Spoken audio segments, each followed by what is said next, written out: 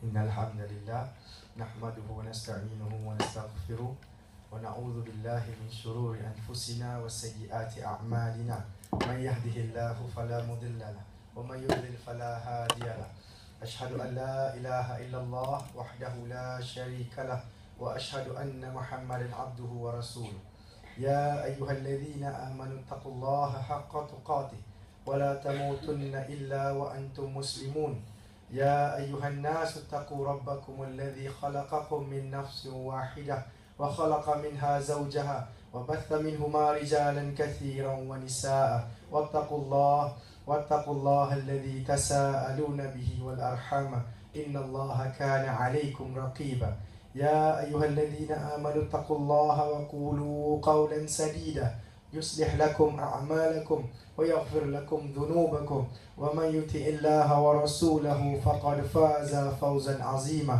أما بعد فإن أصدق الحديث كتاب الله وخير الهدي هدي محمد صلى الله عليه وسلم وشر الأمور محدثاتها وكل محدثة بدعة وكل بدعة ضلالة وكل ضلالة في النار. السلام عليكم ورحمة الله وبركاته. Terima kasih saudara pengurusi majlis Encik Razali daripada Fakulti Pergigian. Semua ni memang Fakulti Pergigian lah, campur kan? Okay. Terima kasih kepada yang menjemput saya, memberi peluang untuk saya berkongsi sedikit sebanyak, insya-Allah. Alhamdulillah saya boleh cakap Melayu. Boleh. Jangan risau, bukan orang Sudan lah. Saya takkan gunakan slide. Sebelum tu suara saya dengar tak saya belakang? Okey. Semua orang kena bagi respon. Kalau boleh cuba jangan tidur Boleh cuba. Okey.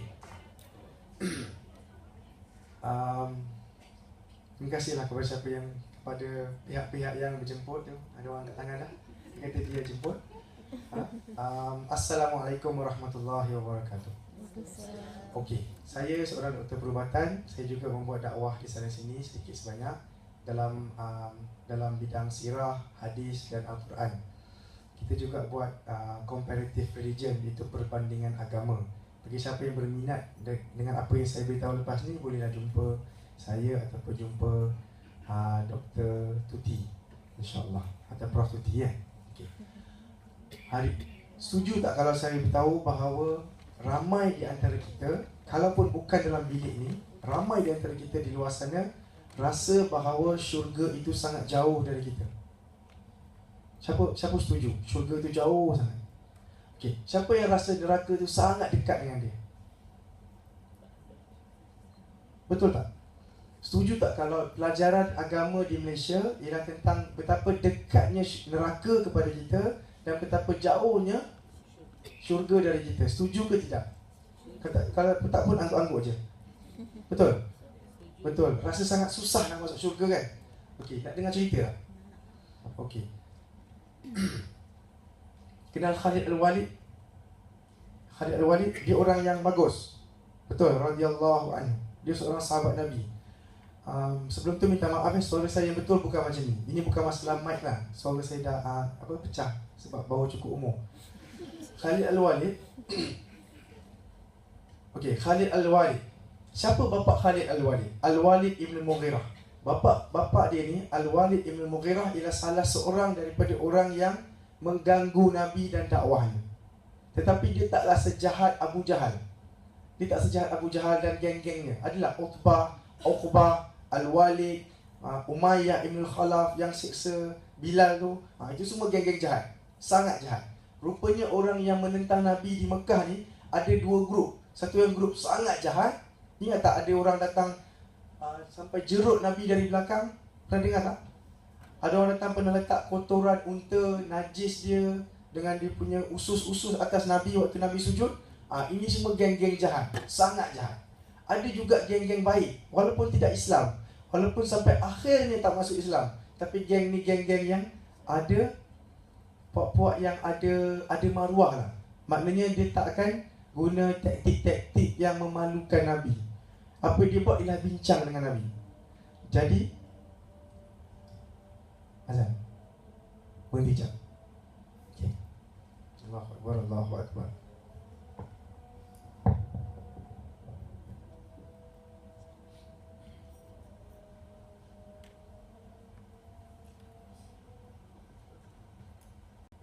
Al-Walid ibn Mughirah. Apa yang dia buat? Dialah antara sebabnya, saya nak cuba bagi faham siapa bapa dia dan siapa Khalid Al-Walid. Bapa dia lah antara orang penyebab kepada Qul ya ayyuhal kafirun.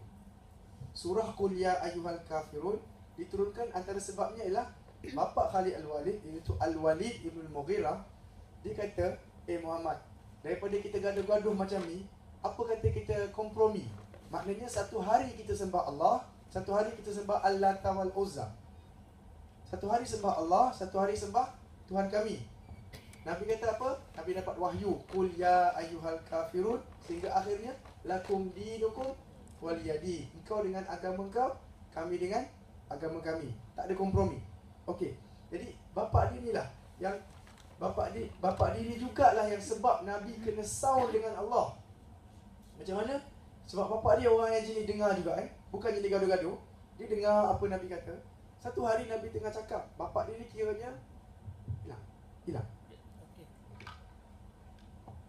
Bapa dia ni kiranya orang besar Quraisy, salah satu daripada datuk-datuknya lah. Faham tak datuk? Tan Sri. Faham kan? Menteri-menterinya. Jadi bila dia tumpu perhatian kepada apa yang Nabi sebut, Nabi mestilah happy, betul tak? Dia tengah dengar. Nabi tengah cakap dan dia kata, oh macam tu. Tiba-tiba dalam keadaan dia tengah bersemangat dengar apa yang Nabi cakap, datang batu bunyi, tok. Siapa? Abdullah ibnu Ummi Maktum, seorang yang buta, yang tak ada kedudukan dalam Quraisy. Dia orang miskin dan buta. Bila dia datang, Al-Walid ibn Mughirah kata Allah kot. Dia kata, kalau inilah pengikut kau, macam ni punya standard, aku tak ada tempat lah kat sini. Faham tak? Kalau pengikut kau macam ni, tak payah cakap dengan aku lah. Dia pun pergi dengan muka yang masam. Al-Walid ni muka masam, dia kata, tak payahlah macam ni. Kan sebab dia set-set Datuk Tan Sri. Dia tak suka kalau orang miskin ada dalam majlis dia. Apa lagi, bukan miskin, buta pula tu. Sebab orang Arab tak ada hormat kepada orang-orang yang cacat ni. Kalau cacat dia kira separuh manusia. Letak tepi, jangan campur-campur dalam grup kami ni. Apalagi Al-Walid ni orang yang sangat banyak takaburnya. Jadi dia kata, tak payah, aku tak boleh join apa yang kau ajar ni, sebab geng-geng macam ni je masuk Islam. Al-Walid kata. Nabi kata apa? Nabi sedih ke tak? Sebab Al-Walid macam dah semangat untuk dengar kan? Nabi sedih tak? Jadi Nabi pun bermuka masam dan berpaling daripada Abdullah ibn Ummi Maktum yang datang bertanya kepada Nabi, wahai Nabi, ajarkan aku tentang Islam. Sebab orang buta ni tak tahu kan apa yang tengah berlaku. Ini majlis ke, dekat Hilton ke, dekat hotel ke, mana tahu. Dia cuma tahu ini Nabi, aku nak tanya dia question. Jadi datang silap waktu. Nabi pun jadi sedih dan jadi macam tak sedap hati. Dia berpaling dan bermuka masam. Allah Subhanahu wa taala tegur Nabi dalam surah apa? Surah Abasa wa Tawalla an ja'ahul a'ma. Engkau bermuka masam dan berpaling apabila datang seorang yang buta. Dan Allah tegur Nabi beberapa ayat lagi, bukan satu, bukan dua, bahawa yang datang itulah yang mahu belajar tentang Islam. Yang kau duk cakap-cakap yang orang kaya tu, dia tak kisah sangat pun. Dia terima ke tak terima ke, itu bukan urusan kau. Nabi kena tegur kerana perkara ini. Okey, inilah Al-Walid ibn Mughirah. Tetapi apa jadi pada dia? Biasanya geng-geng yang menentang Islam, tetapi menentang dalam keadaan yang intelektual. Faham tak? Dia menentang dalam keadaan yang bukan kasar-kasar. Dia tak pukul Nabi, dia tak seksa Nabi, dia tak seksa Bilal, tapi dia cuma tanya soalan, jawab, tanya jawab. Orang macam ni biasanya Allah selamatkan daripada perkara yang memalukan dia, iaitu Allah matikan dia sebelum perang Badar. Okey, Nabi dekat Mekah 13 tahun kan, kemudian hijrah kan. Kemudian tahun kedua hijrah, hijrah tahun pertama, hijrah tahun kedua. Bila tahun kedua hijrah di Madinah ada perang Badar. Al-Walid ibn Mughirah dah mati dah sebelum tu. Okey, di mana Khalid Al-Walid pula masa ni? Cerita kita ni fokuslah Khalid Al-Walid, tentang betapa jahatnya lelaki ni, betapa jauhnya dia yang pada pandangan kita hari ini. Kalau kita tengok Khalid Al-Walid waktu Nabi hijrah, dia sangat jauh daripada rahmat Allah, kerana dia bukan Islam pun. Okey, dia bukan Islam pun Khalid Al-Walid masa tu. Apa Khalid Al-Walid buat? Waktu perang Badar dia selamat. Kerana apa? dia ada urusan bisnes di tempat lain. Dia seorang kafir masa ni. Ingat, Khalid Al-Walid masih kafir lagi. Dia selamat kerana dia pergi bisnes. Tetapi abang dia Al-Walid Ibn Al-Walid, orang Arab ni dia suka letak nama anak sambung-sambung nama dia. Nama saya Jeffrey, letak anak saya pun Jeffrey juga. Itu style orang Arab. Orang Malaysia takkan buat punya, dia akan cari nama yang unik, betul tak? Jadi orang Arab ada Al-Walid Ibn Al-Walid. Al-Walid anak kepada Walid. Apa jadi? Al-Walid ditawan dalam perang Badar yang 300 orang lawan 1000 orang tu. Jadi Al-Walid ni abang kepada Khalid Al-Walid. Dia ditawan dekat Mekah, dekat Madinah. Jadi Nabi mengetahui siapa Al-Walid ini. Kenal kan? Kenal Al-Mughirah punya anak. Ini anak menteri. Jadi kita tak boleh bagi dia tebusan yang murah-murah. Siapa yang datang nak ambil Al-Walid kena bayar 4,000 dirham. Ini harga yang sangat mahal sebenarnya. 4,000 dirham maksimum. Jadi apa jadi? Khalid Al-Walid yang belum Islam lagi tadi, daripada Mekah dia balik-balik tengok, abang aku tawan, apa dia jadi ni? Okeylah, dia pun datang dengan 4,000 tu daripada Mekah. Dia travel naik kuda sampai ke Madinah. Dia bayar kepada Nabi. Dia ambil abang dia. Sebelum tu abang dia dah duduk Madinah selama 3 minggu. Macam mana mereka orang Islam melayan tawanan? Dia melayan tawanan dengan cara tetamu. Maknanya masa tu tak ada jail. Jadi tawanan yang 70 orang ni duduk dalam rumah orang Islam. Duduk tengok dia orang solat, dia orang bangun, dia orang makan, dia orang berurusan dengan keluarga. Ramai di antara tawanan jadi sayang, jadi jatuh cinta kepada Islam. Kerana apa? Tengok perangai orang Islam. Jadi Al-Walid antara salah seorang daripada orang yang jadi macam tu. Diberitakan bahawa apabila ditangkap, dia masuk dalam rumah ni, orang Islam bagi makan roti aja. Tapi dekat tawanan yang jadi tetamu, dia bagi roti dengan daging. Jadi dia tengok, takkan aku makan banyak, aku makan sikit. Tak apa, kau tetamu aku. Walaupun tadi bayangkan dalam perang Badar, dia orang cuba nak bunuh orang Islam, betul tak? Tapi bila hari ni Nabi kata, engkau tetamu kepada engkau, aku akan jaga dengan baik macam tetamu. Allahu Akbar. Jadi bila Al-Walid dapat treatment, dapat layanan yang sangat baik daripada dia punya host, dia punya tuan rumah, hati dia jatuh cinta kepada Islam. Tapi dia diam, dia tak cakap dengan siapa-siapa. Bila adik dia datang, bayar 4,000 dirham, dia pun ikut Khalid Al-Walid. On the way, bila tengah rehat-rehat, dia tengok Khalid Al-Walid tidur. Sebab jauh kan, Mekah Madinah jauh kalau ikut kuda, kalau naik kuda. Jadi on the way ni dia tengok, nampak Chan adik dia tidur. Dia ambil kuda dia pula lari balik ke Madinah, balik ke Nabi. Kemudian dia kata, La ilaha illallah Muhammadur Rasulullah. Kenapa dia buat macam ni? Semua satu, supaya orang tak kata engkau masuk Islam kerana takut dengan Muhammad. Faham tak? Kerana engkau kena tawan, kau terpaksa masuk Islam. Nombor 2, alang-alang masuk Islam, biar orang Islam dapat duit sikit, iaitu 4,000 dirham daripada bapak bekas, daripada harta bapak dia memang banyak pun. Tak ada masalah 4,000 dirham. Khalid Al-Walid jadi pening, betul tak? Aku susah-susah datang dari Mekah ke Madinah nak ambil abang, tiba-tiba abang lari balik nak masuk Islam. Apa jadi ni? Jadi Khalid pun balik dalam keadaan yang bingung, betul tak? Tapi bingung-bingung dia lama. Dia tak faham apa yang tengah berlaku. Itu tahun kedua Hijrah. Tahun ketiga Hijrah, Abu Sufyan kumpulkan orang. Setahun lepas tu, tahu tak perang apa lepas tu? Perang apa lepas perang Badar? Perang Uhud. Perang Uhud ialah perang di mana orang Islam kalah, betul tak? Menang sekejap, tapi kemudiannya kalah. Ramai orang Islam mati. Dalam itu ramai orang Islam mati. Ramai sahabat-sahabat yang kita kenal mati kat situ, syahid. Apa yang jadi?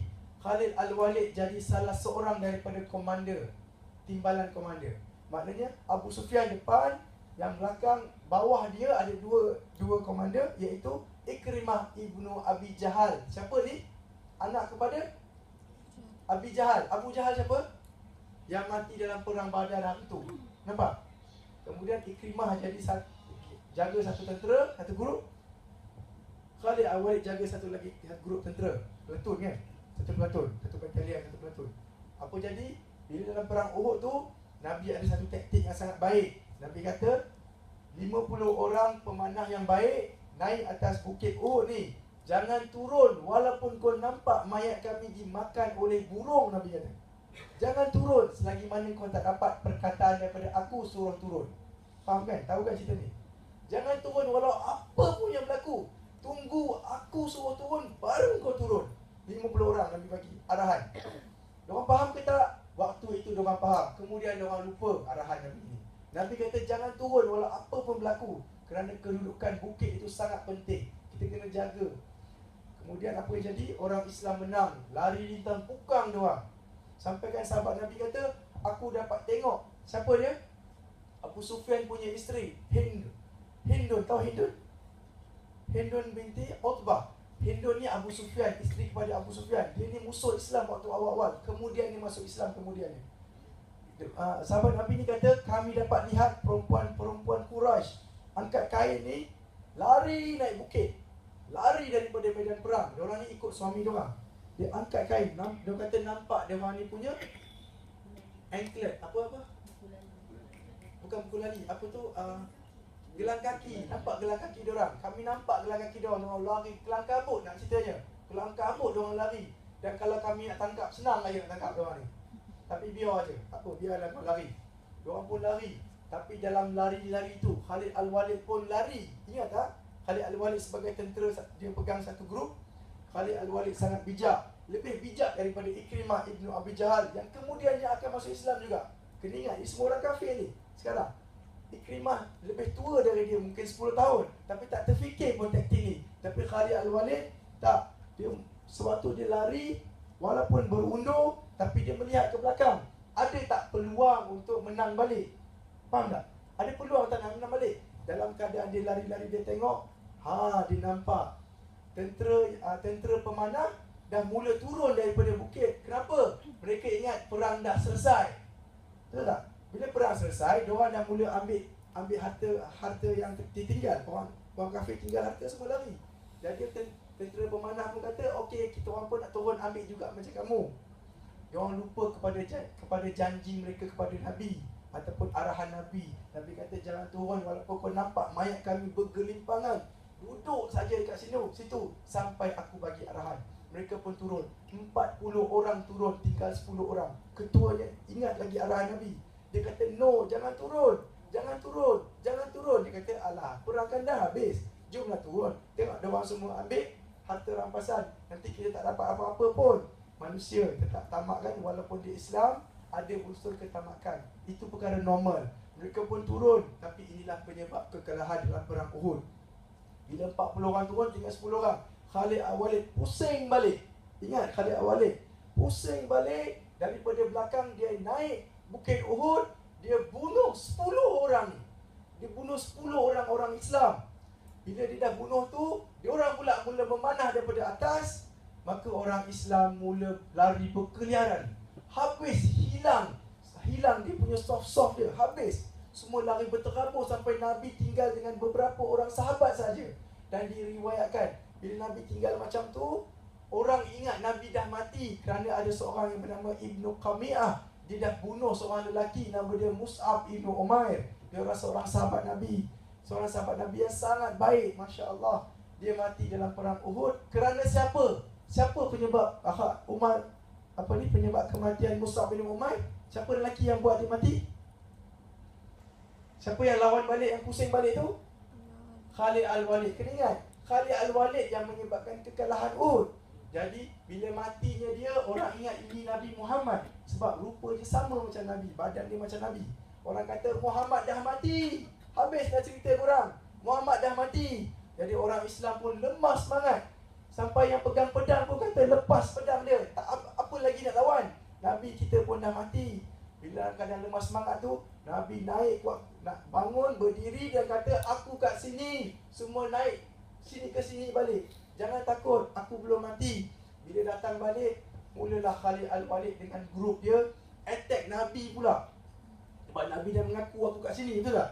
Dia mula attack Nabi. Waktu itulah Nabi punya topi perang dia sampai masuk dalam pipi ni, patah gigi dia.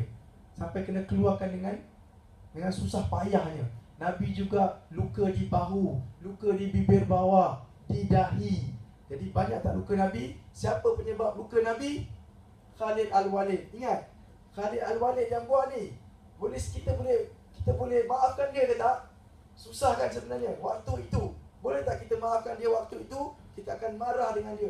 Berapa orang yang pernah lukakan Nabi sampai patah gigi Nabi? Khalid Al-Walid orangnya. Berapa orang yang dah bunuh 10 orang tentera yang atas tu? Free je Khalid Al-Walid. Kemudian Hamzah mati. Tahu tak Hamzah siapa? Pakcik kepada Nabi kan? Hamzah. Tahu tak kisah yang dia dibelah perut dia? Tahu tak kisah kononnya hati dia diambil? Kononnya ada seorang yang makan hati dia kemudian ludah. Tahu siapa dia? Ini pakcik kepada Nabi. Penyebab kematian dia siapa? Khalid Al-Walid. Khalid Al-Walid menyebabkan kematian ramai orang. Kemudian habislah cerita Uhud. Habis. Tiga hijrah. Orang Islam pun kiranya kalah dan balik. Nabi balik dengan luka dia. Susah tak nak maafkan Khalid Al-Walid sebenarnya? Kalau ikut perasaan kita, susah ke tak? Kalau ikut kita dengar cerita dia setakat ini, Khalid Al-Walid masuk syurga ke neraka?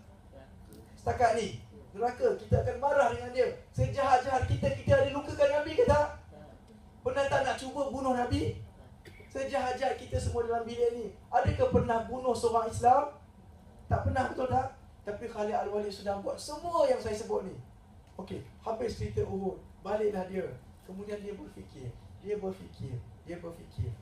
Dan beberapa tahun selepas itu, Nabi cuba juga untuk berutus surat dengan Khalid Al-Walid. Dia beritahu dekat Al-Walid, ni abang dia, ingat tak abang dia yang masuk Islam tu? Dia kata, kau beritahu kat adik kau, orang macam Khalid itu tak patut berada di kufar, tak patut berada di tempat orang kafir. Dia orang yang bijak. Dia mesti boleh fikir bahawa Allah itu sahajalah Tuhan yang berhak disembah. Jadi Khalid Al-Walid dapat kisah-kisah ni, tapi dia masih berkeras. Kemudian datang satu malam, satu hari tu dia rasa dalam hati dia macam sangat rasa macam nak masuk Islam. Kan? Dia ada terfikir untuk masuk Islam. Dia pun beritahu kat kawan dia, Ikrimah ibnu Abi Jahal. Ikrimah anak kepada Abu Jahal. Ini geng-geng anak datuk lah, betul tak? Kan bapak dia kan anak datuk juga kan? Ini pun Abu Jahal pun kira datuk-datuk dan menteri. Dia cakap, Ikrimah, aku rasa hati aku ni macam nak cuba belajar lah apa yang Muhammad ajar ni. Apa benda yang dia cakap Tuhan satu ni? Nak tinggalkan juga kan berhala-berhala ni. Ikrimah jadi takut. Dia kata, Khalid, mari sini ikut aku. Dia bawa Khalid jumpa Abu Sufyan. Masa tu Abu Sufyan dikira ketua kepada orang Mekah, ketua kepada orang kafir, orang Quraisy. Abu Sufyan, kau tengok ni anak buah kau ni. Apa dia cakap? Adakah patut dia nak masuk Islam? Abu Sufyan jadi marah.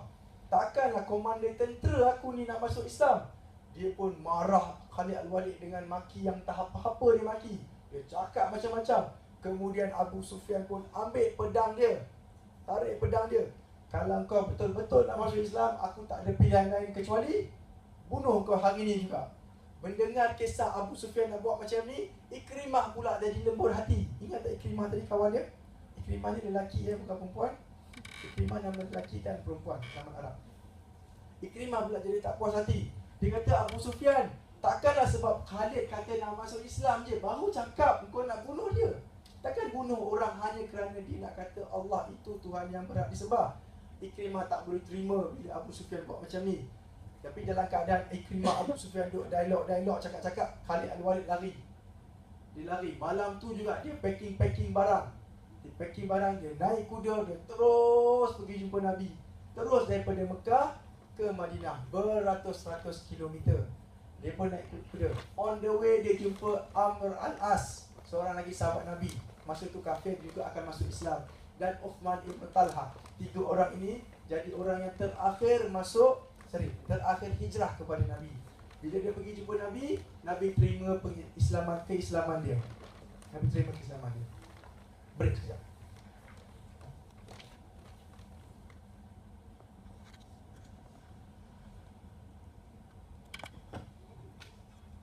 Boleh follow tak? Boleh follow kan? Boleh ikut. Okey. Nabi terima keislaman dia. Selang beberapa bulan lepas tu, sekejap je. Masa tu Khalid Al-Walid umur 25 tahun. Beberapa bulan lepas tu, ni pembunuh orang Islam, betul tak? Khalid Al-Walid ni penyebab Nabi kena luka, betul tak? Penyebab beberapa orang Islam mati syahid. Apa jadi? Nabi menghantar satu tentera, bala tentera, satu tim ke Mu'tah. Mu'tah ni dekat Jordan. Dan Nabi hantar 10,000 tentera Islam ke Mu'tah. Dan inilah peperangan antara peperangan sangat menyayat hati. Kerana first time orang Islam akan lawan dengan orang yang bukan Arab, iaitu orang Rom. Orang Mu'tah ni dekat Jordan, dah mula border, mula ada sempadan dengan Rom. Dan Rom ada kuasa kat situ. Jadi orang Rom ni sangat kuat dari segi perisai, dari segi ketenteraan, dari segi lawan. Sebab Rom dengan Parsi dah lama dah berperang. Kan, diorang ada baju besi yang lagi lengkap. Orang Islam ni pergi macam pakai kain pelikat je lah, agak-agak itulah. Kan, orang simple aja. 10,000 orang Islam. Dan inilah dia peperangan yang first time. Nabi kata apa? Komander kamu, yang ketua kamu ni, ketua kamu ni ialah Zaid ibn Harithah. Siapa ni? Anak angkat Nabi sendiri. Itu Nabi tak ada anak lelaki waktu itu. Semua anak lelaki dia mati waktu muda. Zaid lah anak lelaki dia. Nabi kata, Zaid, engkau jadi komander. Ini first time Nabi buat macam ni. Apa dia? Zaid, kalau engkau mati, siapa yang ganti? Ja'far ibn Abi Talib. First time Nabi buat macam ni. Nabi tak pernah buat dalam apa-apa perang pun. Kalau engkau mati, engkau ganti. Kerana Nabi dapat wahyu, kemungkinan bahawa perang ini perang yang sangat susah. Memang ramai akan mati. Betul pun. Nabi kata, Zaid, kalau engkau tewas, mati, yang ganti ialah Ja'far ibn Abi Talib. Kalau Ja'far mati, Abdullah ibn Rawahah ganti. Dan Nabi berhenti setakat itu saja. Bermakna Nabi letak 3 timbalan-timbalan tu tak? Kalau kau mati, engkau. Kalau kau mati, engkau. First time Nabi buat macam ni. Orang Islam pun pergilah march ke sana. Bila sampai ke situ, Allahu Akbar. Memang tentera sana lebih kurang 30,000, lebih kurang 50,000 ada. Memang ramai dan mereka sangat lengkap. Jadi lawan, berperang. Memang betul lah Zaid ibn Harithah mati di medan perang. Kemudian bendera itu diambil oleh Ja'far. Tahu Ja'far? Sepupu Nabi. Bila Ja'far ambil, tahu tak kisah bahawa Ja'far tangannya dipotong? Dalam Ja'far lawan, maka tangan sebelahnya dipotong. Bila tangan dia potong, tangan sebelah dia pegang bendera. Dan sekarang ni pedang dah tak ada pula.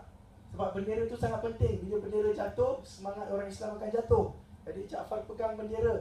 Bila dia potong tangan sebelah lagi, bendera tu jatuh. Ja'far buat apa? Dia ambil dengan tangan yang tertinggal tu.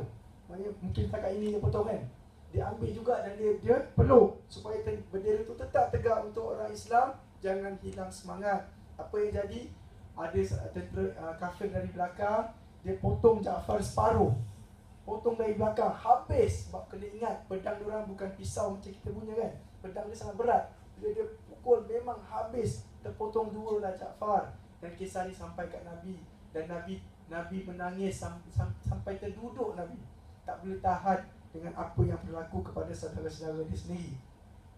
Kemudian lepas tu Abdullah ibn Rawahah pula ganti. Dan punyalah teruknya peperangan tu. Abdullah ibn Rawahah ni sampai dia takut nak jadi ketua. Tadi kan Nabi suruh jadi ketua, Abdullah bin Rawah. Dia kata, wahai Abdullah, waktu tu dia suka berpuisi. Dia suka berpuisi. Dia kata, wahai Abdullah, kalau kau tak masuk, aku akan paksa kau masuk. Dia cakap dengan diri dia sendiri. Sebab dia dah mula takut. Takut tak kita semua dengan perang? Logik tak takut? Mesti takut. Walaupun lelaki macho macam mana pun, mati itu memang satu benda yang orang takut. Abdullah ibn Rawahah tengok Ja'far kena macam mana, tengok Zaid ibn Harithah kena macam mana, dia pun takut. Tapi dia kata apa? Wahai Abdullah, ini yang kau nak daripada tadi kan? Daripada tadi kau nak syahid. Jom ambil syahid tu sekarang. Maka dia pun ambillah bendera. Dan Abdullah ibn Rawahah pun mati mati ditebas kepalanya. Apa yang jadi lepas tu? Bendera dah jatuh. Salah seorang orang Islam ambil bendera tu dan lari kepada orang Islam. Dia kata, ni bendera. Kan, ini benderanya. Tapi jangan jadikan aku ketua, aku tak boleh, kata. Dia takut orang Islam kata, kau pegang kau jadi ketua. Sebab ketua dah tak ada. Jadi bila dia pegang, tapi kau jangan suruh aku jadi ketua. Nah, bendera. Kau pilihlah siapa jadi ketua. Diorang pun pandang. Waktu itu ingat tak Khalid Al-Walid jadi tentera biasa? Saya cakap tadi. Khalid Al-Walid John sebagai tentera biasa, umur 25, baru masuk Islam beberapa bulan. Mereka pandang. Dia kata, Khalid, kau lah jadi ketua. Khalid kata, macam mana, tak sesuai. Aku baru je masuk Islam. Kan, mungkin iman aku tak kuat lagi. Takkan kau nak ambil aku? Ambillah orang-orang yang dah senior ni. Dia kata, no Khalid, engkau jadi ketua. Maka Khalid pun jadi ketua. Waktu tu orang Islam dah mula hilang, kerugian sangat banyak. Tapi Khalid Al-Walid dengan kebijaksanaan dia kumpul balik orang Islam yang berterabur tu. Dia lawan, dia buat taktik supaya orang belah sana ingat orang Islam ramai. Lama-lama peperangan tu berhenti. Khalid Al-Walid berjaya bawa tentera Islam yang ada tu, daripada mati semua, at least beberapa ribu boleh balik ke Madinah. Bila balik tu satu kejayaan, betul tak? Kan, sebab kalau ikutkan, semua tentera tu patut mati, memang kalah teruk. Tapi Khalid Al-Walid berjaya buat satu macam seri lah, kan, kosong-kosong lah kiranya. Dia bawa balik orang Islam. Bila jumpa Nabi, Nabi sangat happy dengan kisah yang berlaku pada Khalid Al-Walid ni. Dan Nabi beritahu satu benda yang kita semua selalu dengar. Nabi kata apa? Wahai Khalid, Nabi betul Khalid ni, wahai Khalid, engkaulah pedang Allah yang sentiasa terhunus. Dia kata, anta Saifullahi maslul, engkaulah pedang Allah yang terhunus. Jadi sejak daripada itu, orang kenal Khalid Al-Walid sebagai pedang Allah yang terhunus. Bukan pedang semata-mata, tapi yang dah keluar dari sarung dia. Maknanya sentiasa nak berlawan. Dan memang betul pun, Khalid Al-Walid daripada hari itu, semua perang yang dia pergi, memang dia tak pernah kalah. Faham tak? Memang tak pernah kalah. Kena ingat, ini dulu siapa dia ni?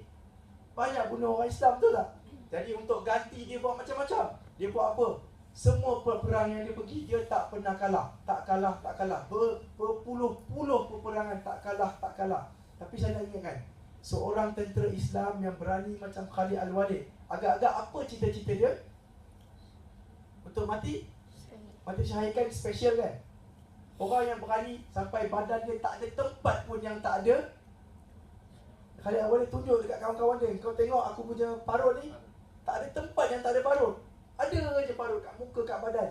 Sebab apa? Berperang sampai lebih kurang 100 peperangan Khalid Al-Walid ni. Tapi masalahnya, Allah tidak takdirkan dia mati macam tu sahaja. Ingat tak cita-cita dia nak buat apa? Mati syahid kan? Tahu tak bahawa Khalid Al-Walid akhirnya tak mati syahid? Satu hari bila dah tua-tua sikit, Khalid Al-Walid dah mula sakit, kan? Dah mula sakit. Sebelum tu, ini zaman Umar, Nabi dah wafat dah ni. Khalid Al-Walid tetap berperang. Dia jadi komander kan. Zaman Umar kan, sampai satu hari Umar kena lucutkan jawatan Khalid Al-Walid sebagai panglima tentera. Tahu kenapa? Sebab orang Islam kata apa? Bila dia tanya, kita nak pergi serang siapa? Kita nak lawan siapa? Dia akan sebut, kita akan lawan puak ni. Siapa jadi komander dia? Khalid Al-Walid. Aku nak join lah. Faham tak? Orang Islam kalau dengar Khalid Al-Walid yang jadi panglima, aku nak join. Kenapa? Garanti menang. Khalid Al-Walid kalau lawan, garanti menang. Lama-lama perkara ini sampai kepada Umar. Umar beranggapan ini dah macam tangkal, betul tak? Orang Islam dah mula anggap Khalid Al-Walid tu macam azimat. Kalau dia ada mesti menang, dia ada mesti menang. Takut-takut mereka lupa kepada sumber kejayaan, iaitu Allah Subhanahu Wa Taala. Apa yang jadi? Umar lucutkan jawatan Khalid supaya dia tak jadi komander, biar orang hilangkan perasaan. Jadi ramai tak puas hati, tapi Khalid Al-Walid tetap berperang sebagai tentera biasa. Kemudian Khalid Al-Walid jadi sakit. Dia pun duduklah baring-baring kat katil, dah sakit teruk dah. Inilah kesakitan dia yang akan buat dia mati kemudian. Khalid Al-Walid menangis. Dia cerita kat kawan-kawan dia, kat sahabat-sahabat dia kan, kau tengok aku ni akan mati macam seekor unta yang dah tua, dia kata. Padahal apa yang aku nak ialah mati syahid macam kawan-kawan aku yang lain. Kau tengok aku ni perang banyak, cakap pun banyak. Kau tengok aku mati macam mana?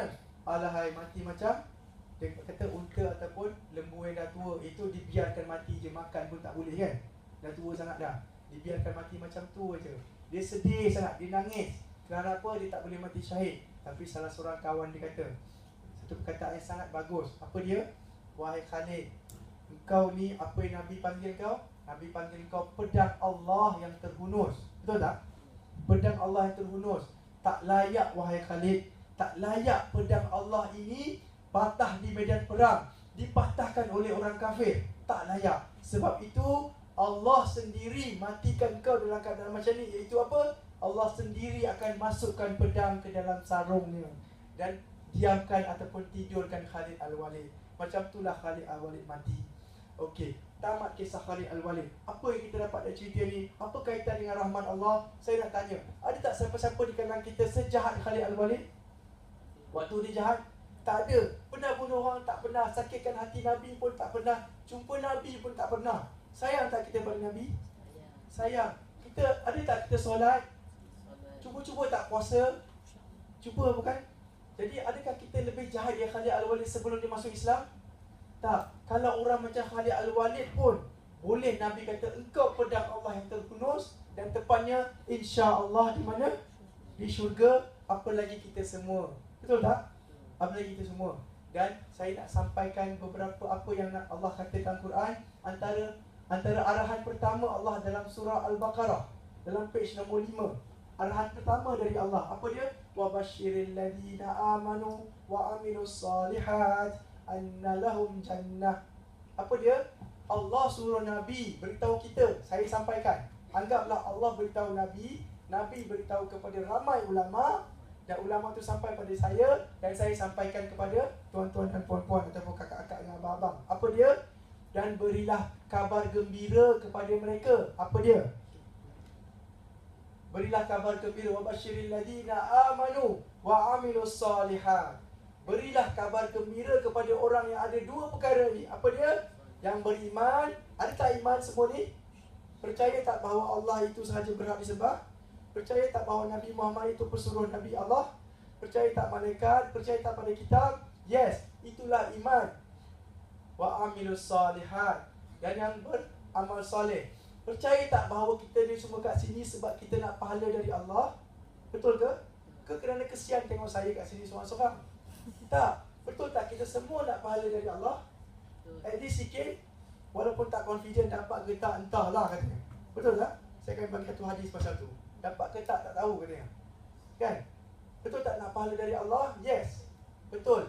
Kalau tuan-tuan dan puan-puan, abang-abang, kakak ada dua perkara ini, saya diarahkan oleh Allah untuk bagi kabar gembira. Apa dia?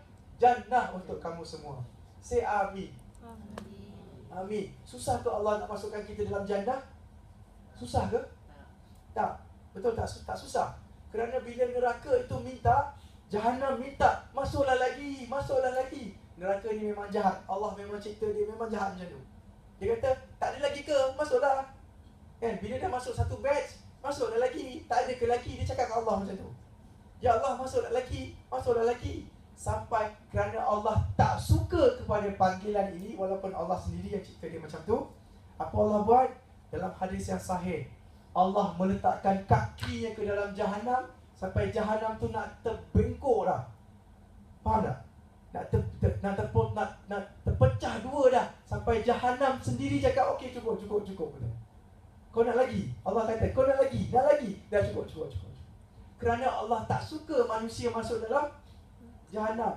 Tapi syurga, bila Allah dah masukkan semua orang yang layak masuk syurga, masuk Jannah, kita semua, insya-Allah, betul tak? Kita semua, bila masuk syurga, Allah tengok, ada lagi ruang dalam syurga. Apa Allah buat? Allah cipta lagi makhluk yang lain. Cipta makhluk yang tak pernah solat, tak pernah pakai tudung, tak pernah cakap la ilaha illallah, tak pernah buat kebaikan walau sesaat pun. Apa Allah buat? Ciptakan mereka, isikan jannah. Masuk dalam jannah, biar enjoy, biar ramai-ramai sikit. Subhanallah. Perlu ke Allah kepada amalan kita daripada hadis ni? Amalan kita penting sangat ke? Tak, tapi beramallah. Kerana Nabi kata apa? Apabila kamu ni, satu lagi hadis kemudian kita habiskan ya? Boleh? Apa Nabi kata? Nabi cerita dekat sahabat-sahabat Nabi. Dia kata apa? Nabi Adam ni, bila Allah ciptakan dia, nak Allah Subhanahu Wa Taala sapu bahagian sebelah bahu Nabi Adam ni. Bila dia sapu, maka akan keluar daripada sulbi dia, wallahu alam macam mana, akan keluar macam semut-semut kecil. Banyak sangat. Kemudian Nabi Adam tak faham. Dia kata, ya Allah, apa ni? Inilah roh. Inilah roh orang yang akan masuk syurga. Kemudian Allah sapu sekali lagi dan akan keluar dari sulbi dia kecil-kecil macam semut. Dan Nabi Adam kata, ini apa pula? Ini roh orang yang akan masuk neraka. Kemudian Nabi kata, Nabi cerita kat sahabat-sahabat Nabi ni, kamu semua ini tak ada seorang pun melainkan Allah dah tetapkan dekat dahi dia ahli syurga ataupun ahli neraka. Daripada kita sebelum lahir lagi dah siap. Tahu ke cerita ni? Tahu kisah ni? Bahawa sebelum lahir lagi kita dah siap ahli syurga dan neraka. Jadi betul tak ada soalan macam ni? Takkanlah macam tu, betul tak? Dah siap dah? Betul tak? Siapa yang rasa macam betul ke? Ada kan yang senyum tu lah, saya agak yang senyum tu. Takkanlah macam tu.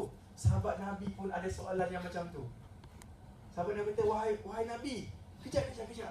Kita semua dah siap dah syurga neraka kat sini. Ya, Nabi kata. Jadi sahabat Nabi kata, betul ke ni? Dah siap dah? Ya. Kalau macam tu, buat apa nak amal? Betul tak? Kalau macam tu, buat apa nak solat? Buat apa nak puasa? Buat apa nak zakat? Buat apa nak senyum? Buat apa nak tutup aurat? Jadi baik, solat.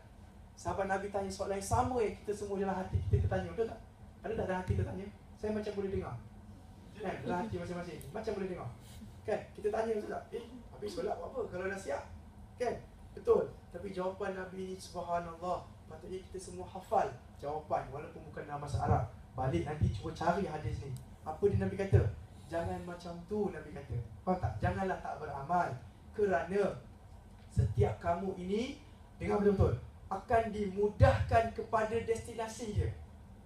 Setiap kamu ini akan dimudahkan kepada destinasinya.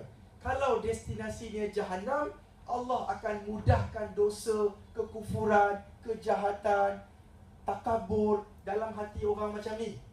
Kalau Allah mahu kita masuk jannah, maka Allah akan mudahkan jalan ke jannah. Apa dia mudahkan jalan jannah? Itu orang macam ni senang nak tutup aurat, senang nak solat, senang nak senyum, dia baik dengan jiran, dia bersedekah. Betul tak? Dia bersemangat untuk pergi umrah dan haji. Jadi boleh tak saya katakan, kalau kita ni semua kat jalan mana sekarang ni? Yang jahat ke yang baik? Baik. Nampak tak kita jalan kat sini sekarang ni? Ke kat sini ada yang sejahat yang saya sebut macam ni? Tak, saya yakin bukan. Orang datang hari ni bukan geng-geng ini. Betul tak? Geng sini, betul tak? Tapi saya tak ada kuasa nak kata kita ni semua confirm masuk syurga. Tetapi saya ada kuasa untuk kata, Alhamdulillah brothers and sisters, Alhamdulillah abang-abang dan kakak-kakak, doktor-doktor, prof, adik-adik, Alhamdulillah. Cakap Alhamdulillah. Cakap Alhamdulillah sekali lagi. Alhamdulillah. Apa dia? Nampak tak? Selama beberapa tahun dalam hidup kita, Allah sudah mudahkan jalan kita ke syurga. Amin. Semoga Allah semua masukkan kita ke dalam syurga. Dan inilah dia rahmat Allah yang sangat luas. Jangan putus asa dari rahmat Allah. Kerana bila kita kata, boleh ke Allah masukkan orang macam aku dalam syurga? Allah marah. Allah marah kalau awak tanya macam tu. Sebab apa? Senang sangat untuk Allah ampunkan kita. Allah tak perlukan solat kita. Allah tak perlukan zakat kita. Tak perlukan duit kita. Tak perlukan tudung kita. Allah hanya perlu taubat kita saja. Kalau awak cakap, sorry Allah, aku silap semalam, habis, settle. Betul tak? Cukup dah. Alhamdulillah. Jadi kita semua ni, nak tak kita keluar dari sini dan rasa macam kita ni kosong? Nak tak rasa macam kosong dosa? Nak rasa tak? Saya bagi satu hadis. Satu hadis, kemudian kita akan balik. Kita akan balik dengan hadis ni. Apa dia? Saya dah ambil masa ke? Belum bodoh Dengar betul hadis ni. Hadis-hadis yang sahih.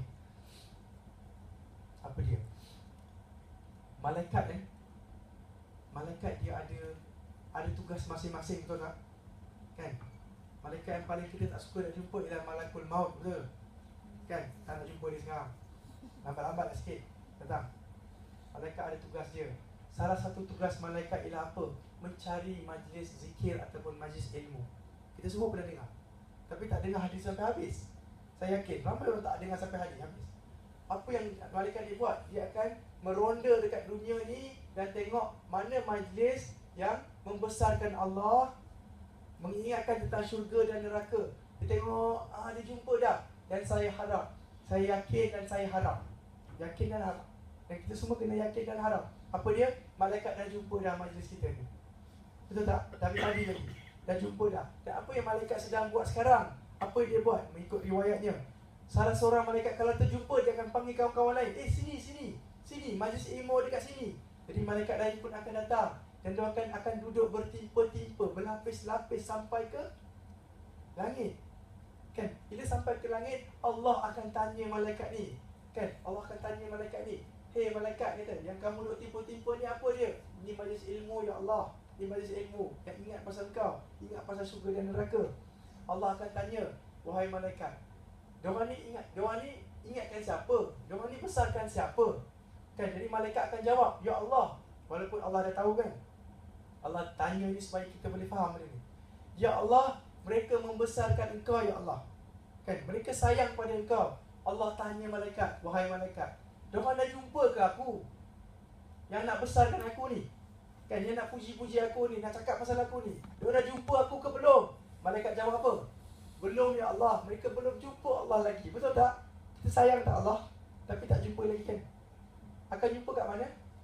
Di jannah nanti. Betul tak? Betul. Jadi malaikat pun cakap, "Ya Allah, mereka tak pernah jumpa kau lagi."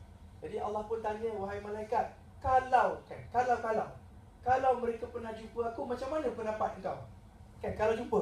Sekarang tak jumpa, dah macam ni. Kan, betul tak? Ada orang sedih, ada orang rasa insaf, betul tak? Saya suka semangat sampai hilang suara ni. Tak jumpa Allah lagi ni. Malaikat kata, "Ya Allah, kalau kau bagi can diorang tengok kau, jumpa kau, nescaya mereka akan lagi bersemangat untuk buat apa yang mereka buat." Betul tak? Okey. Kemudian Allah tanya lagi, "Wahai malaikat, apa yang mereka nak sebenarnya? Diorang ni nak apa yang diorang kumpul-kumpul ramai-ramai ni? Apa yang kita nak? Syurga. Kita nak apa lagi, kuat lagi?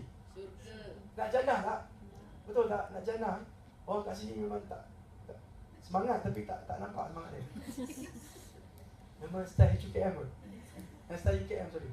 Okey. Betul tak kita nak jannah? Nak. Betul.